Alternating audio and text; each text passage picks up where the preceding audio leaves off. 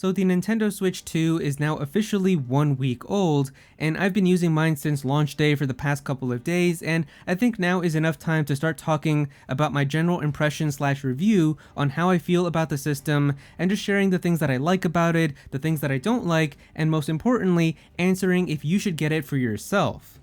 So let's start with the build quality of the actual hardware itself, because I gotta say, when I did unbox the system for the first time and then put the Joy-Cons on it and then hold it in my hand, it did immediately feel like a much more premium Nintendo system compared to anything else. And it's honestly kind of funny because I remember when the original Switch came out in 2017 and then also the OLED, when everybody was kind of giving their impressions on that, we were all saying how it feels like an actual sleek premium system because the original kind of Wii U with that Fisher-Price like chunky tablet that everybody was holding with the gamepad, it just felt so kind of crazy. But now having like this slimmed down Nintendo Switch that we had in 2017, everybody was like, oh, this feels so much better, it's a nice premium system. But if that was premium, this is just something else, because I gotta say, the Nintendo Switch 2 just feels incredible to hold in your hand. The thing about it is, first off, I love the space black color that they've got going for it. I'm a really big fan of just having black tech in general. Like, I always get my phones and my laptops and everything to be as dark as possible, so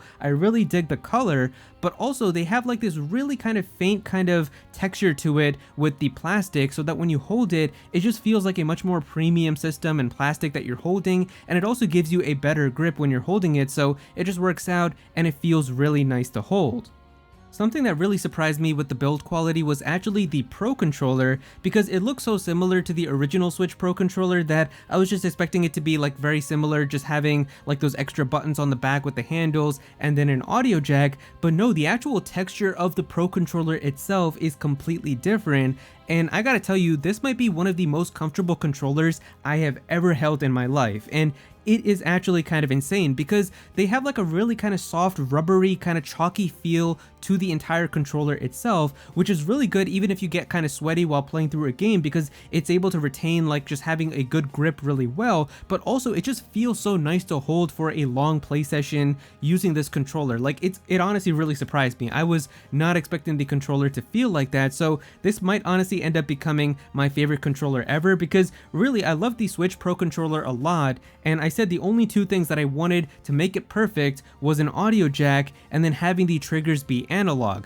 and we got one of those. But we also kind of got the answer to the other one too, because there was an interview that happened where they asked like, why didn't you put analog triggers on the Switch, and they basically said that they had kind of a discussion with some Nintendo developers and then the engineers who were saying that we can add analog triggers, but in the end the Nintendo developers pushed them to just keeping digital triggers. So I guess if the Nintendo devs themselves don't want it, we're probably never going to get analog triggers, sadly. But it is nice to see that we did get the headphone jack, and it really does feel like an amazing controller. I highly recommend this for anybody who has a Switch 2 to definitely try to get this at some point. With the hardware itself, really the first thing that you're going to notice right away is just how much bigger the Nintendo Switch 2 is compared to the original Switch, and that also has to go with the screen, as even if you had the OLED model which had like a 7-inch screen, this is now an 8-inch screen, which is also much bigger than that. And then there's also just having like the actual bigger Joy-Cons and everything, it just is a much bigger system. And speaking about the screen is a 1080p screen now, which is obviously an upgrade from the 720p screen that we had on the original Switch, but it is also an LCD screen, which is technically a downgrade now from the OLED screen that was on the OLED model from 2021.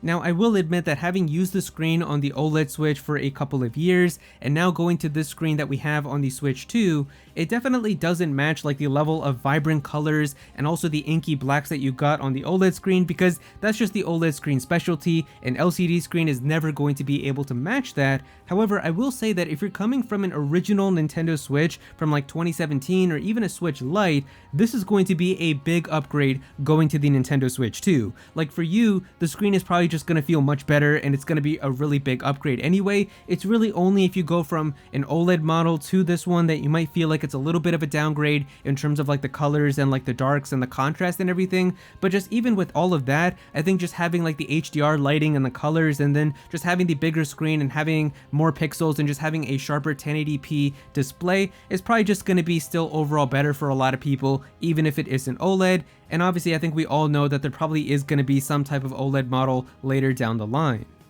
In terms of navigating around the UI and the menus, it pretty much feels exactly the same as the original Switch because Nintendo kept the design of all of that exactly identical, so it's not really much of a big difference coming from the Switch 1. However, the difference does come from everything just being much more responsive and snappy, as everything is much more fluid and it just feels really nice to kind of move around everything because you're not getting like lag and hiccups or anything, especially on like the eShop. All of the games and the icons and the videos and screenshots and everything just load really fast, so it's actually really fun now to navigate through the Nintendo Switch 2 eShop, and also just like looking through like the Nintendo Online app and just like going through the menus there too. Nothing is really lagging anymore, so in terms of that, the UI experience is really good.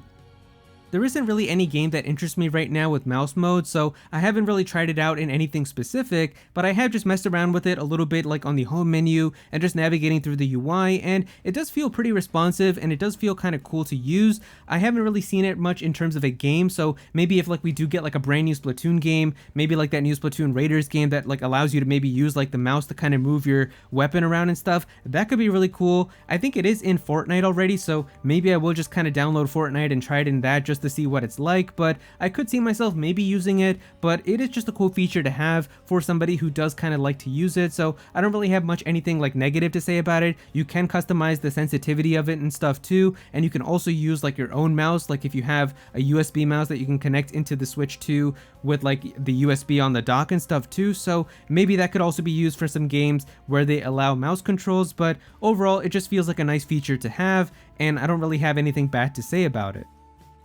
Now besides mouse mode, really the only other highlight feature for the Nintendo Switch 2 is GameChat, and I gotta say, this was definitely something that I was going in with a little bit of skepticism because of course one of my biggest wishes for the Switch 2 was just having native voice chat baked into the system itself, and I am very happy that we got that, but of course Nintendo always wanting to do something extra, they went kind of above and beyond and added also just having the ability to share your screen with your friends, but also having a video camera that you can attach to yourself and show like your face too, so it's honestly kind of crazy. I didn't get the camera because no one in my friend group is going to be using it, but I did try out a little bit of game chat to just see exactly what the experience is like, and it honestly kind of surprised me because my friend was saying that my voice was coming through clearly, which was really kind of weird because my Nintendo Switch 2 was in docked mode and it was like a couple of feet away from where I was sitting, and I also had a really loud fan that was in my room that was blowing like air into my face because it was hot. And my friend said that none of that was coming through and that they were able to hear everything that I was saying very clearly, and I wasn't like saying anything loudly into the mic or anything either. I was just talking at a normal speaking level like what I'm doing inside of this video, so that is honestly really impressive. Now you can share your screen for your gameplay, and just like what we've seen already from the videos, it is very low FPS and low quality, but I think just the ability that you can do this in general is still really cool, and I think that just having the idea of being able to show your friends a little bit about generally like what you're doing and what kind of area you're in and stuff is still really good. Even if it isn't going to be like buttery smooth FPS and you can see everything super clearly, you can still get an idea and you're still going to be able to hear your friends, so I think it is pretty good for what they're trying to do.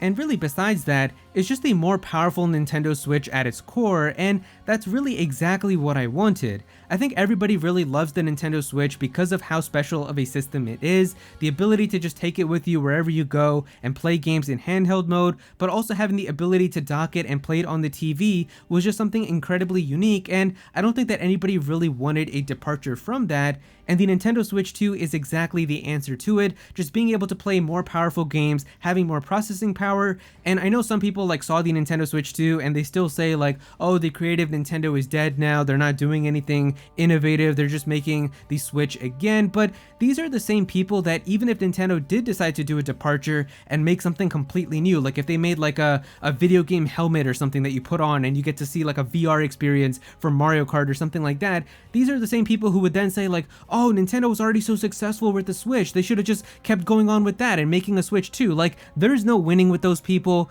and this is exactly what I wanted, so I am very satisfied because just having Mario Kart World run at a really nice high resolution, the HDR lighting and colors look incredible on my TV, and just being able to have these much more demanding games now able to come to a Nintendo platform is really all I could have asked for. But now going into the cons, what are some things that I dislike about the system? Well, the first thing that I gotta say is the battery life on this really isn't the best. if you're coming from like a red box Nintendo Switch that came out from 2019, or also the OLED model Nintendo Switch, those have some really good battery life. And so to go from that to this, it is honestly gonna feel like a pretty big downgrade. And I guess it makes sense because obviously you have a higher resolution screen, there's more pixels, it's brighter, it has HDR and everything, so it is obviously going to be using more power, but it is unfortunate because the battery life difference is pretty drastic. And I guess the best comparison would be like if you had an original 2017 kind of day one Nintendo Switch, it had like pretty mediocre battery life, and it's pretty similar to that for this as well. But if you had like one of the more efficient red box Nintendo Switches that came out I think in like 2019, or especially the OLED model Nintendo Switch which came out in 2021, those had some really good battery life, like around 6 to 7 hours. You're definitely not going to be getting that with some of the bigger games on this system, and that's probably going to be like around 2 or maybe 3 hours at most. So it's not really the best, but for me, fortunately, like I've said before, I pretty much play all of my Switch games and also Switch 2. That's all going to be like 90% docked for me. I pretty much always just play on the TV, so having not the best battery life in handheld mode really isn't the biggest deal for me. But if you're somebody who plays pretty much all the time in just handheld mode, that might be a little bit of a downer for you.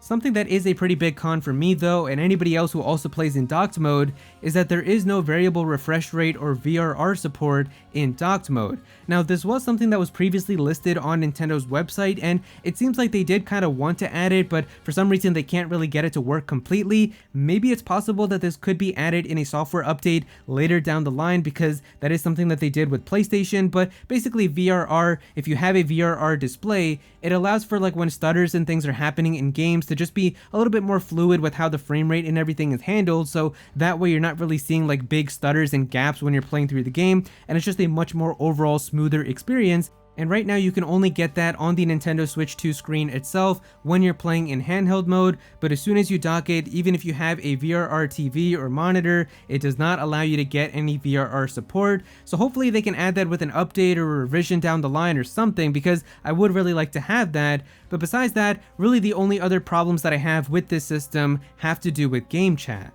Now, I did say earlier that the experience with GameChat is really good, and I still do mean that, but there are two small oversights that I guess they just didn't notice or really think about, but I do feel like this is probably going to be fixed with a software update. So the first thing is that if you use any headphones or headsets that are connected via Bluetooth, because you can connect your Bluetooth headsets to the Nintendo Switch 2, you can't actually use the microphone on them as an input for GameChat. So this was something that I noticed because I had my AirPods connected in to my Nintendo Switch 2, and it didn't give me the option to select my AirPods as like the microphone source, so it was still using my Nintendo Switch 2 system, which was like 5 feet away from where I was sitting. And I did mention before that it was still coming out clearly, and my friend did say that my audio was fine, but I just would have liked to have my actual like AirPod microphone that is closer to me to get even better quality audio. But I feel like this could be added in an update. They can probably just fix that and give you the ability to be able to choose the microphone input from like your Bluetooth headsets as well. And then really my only other issue with GameChat is that if you're in a GameChat lobby already, you can't actually invite any other people into the lobby itself or add more people without having to end the entire lobby and restart it from scratch. So this just seems like a small oversight, because I feel like there's definitely got to be a ton of people out there who start a GameChat lobby, they're talking with their friend, and then somebody else, like another friend, comes online and you want to add them into your call and you want to send them an invite, but you can't actually do that. You have to end the entire call itself and then restart it by then inviting everybody into the call that way. So it just seems like a really big oversight that I guess they just didn't notice. I'm sure this is probably going to be fixed in a software update later down the line. Like, there's no way that they're going to go this entire generation without ever fixing this. I would be genuinely shocked. But of course, finally, the last thing to talk about is if this system is truly worth the money and if you should go out and get it. And really, there's a few aspects of this that you need to think about before you decide if you should get a Nintendo Switch 2. And so the first thing is, are you a big Nintendo player? Are you somebody who uses your Nintendo Switch already very often? Do you like playing a lot of Nintendo games already? Or are you somebody who mainly plays on like PlayStation or Xbox or PC, and then you just have like Nintendo games like every now and then? If there's some exciting game, you play like on a Nintendo system for a little bit, but it's not like something that you're always playing a lot and very often. If that's the case, then maybe you could still wait a little bit and you don't have to get it. But if you're a big Nintendo fan, if you love playing all of the big releases, that is definitely a big reason to consider getting this system, because a lot of big releases are still just around the corner to come to the Switch 2. And the system itself is also very pricey. I think it is the most expensive Nintendo system to date, so it is obviously a lot of money that you're going to need to spend on a game, the system itself, controllers and stuff, so it is obviously going to be a big investment. But I gotta say, for everything that I am getting with this system, I think the experience that I'm getting with these high quality games on my TV now, getting the nice screen that I'm playing in handheld mode, just the overall sleekness and premium feeling of the system itself, I do think that the money that Nintendo is asking for this system does feel justified to me. And also when you do compare it to other systems like the Steam Deck, which doesn't come with a dock, which is sold separately for being able to play games on a bigger display, and then also just like the other like PC handhelds that are on the market, those are also very expensive. They're like in the $600, $700 range. So for what Nintendo is asking, I think you're actually getting a really good value when you compare it to all of those. But really right now, the only reason to get this system is if you're a big Mario Kart fan. If you're somebody who just kind of casually plays Mario Kart and Mario Kart World is cool to you, but you don't really care about it that much, I don't really think that right now you need to go out and get a Nintendo Switch 2 immediately. But if you are somebody like me who is a huge Mario Kart fan, I've been tired of racing on Mario Kart 8 tracks for the last decade, I just knew I had to get this system to finally get a new Mario Kart experience. But I think overall there is still going to be a lot more exciting games just around the corner that are going to be coming later this year, and that's pretty much like what happened with the original Switch as well, where at the start you pretty much just had like Breath of the Wild, Mario Kart 8 Deluxe, you had ARMS a little bit later and Splatoon 2, but of course by the end of the year you had like Xenoblade Chronicles 2 with a big RPG experience, you had Super Mario Odyssey, like there was a lot more things for you to play. And it's going to be the same case with this, where by the end of the year, you're also going to have Donkey Kong Bonanza, you're going to have Metroid Prime 4 Beyond, Pokemon Legends ZA, and also the other games coming to the Switch 2 like Hyrule Warriors Age of Imprisonment, Kirby Air Riders, so there is obviously going to be much more things for you to play when you get later into the year, and by next year I'm sure there's going to be much bigger experiences coming exclusively to the system already, so that's already kind of another thing. Like next generation of Pokemon is probably going to be for the Switch 2 only, and that's going to get announced next year, so once that happens I think that's going to convert a lot of people too, so I think eventually there's probably going to be something that comes around that's really going to interest you, and that's what's going to get you to make the decision to finally get a Switch 2. And so yeah, there's a few things that I don't like, but overall, I've been extremely satisfied with my Nintendo Switch 2. I've been having a ton of fun with it, and I think with having so many more amazing games that are just around the corner, that are going to be coming out very soon, and also once we start getting like the huge Nintendo hitters that are going to be coming on it, I think this system is just going to become even better, and it's going to be an incredible generation. And I think overall, if you like Nintendo, eventually at some point, you're going to make the decision to get a Switch 2 as well, because you're definitely not going to want to miss out. So yeah, if you guys enjoyed the video, definitely be sure to click that like button and also subscribe to the channel as well. I'm definitely gonna have some more videos talking about the Switch 2, so be sure to subscribe so you don't miss out on that. Comment down below and let me know what you think about this. Do you have a Nintendo Switch 2 already? Are you enjoying it? What are your impressions? What are your things that you like and the things that you don't like? Or do you not have one? When do you think about getting one? Definitely be sure to comment down below and let me know. But if you don't have anything to say about this, just comment your favorite emoji down below for some engagement. I would really appreciate it. Go follow me on Twitter at @Aero so you can be featured in videos, and also join my Discord server as well. We've got a bunch of people in there who are always talking about Pokemon and Smash Bros and Nintendo, so definitely be sure to join that. But yeah, that's pretty much it. Thank you so much for watching.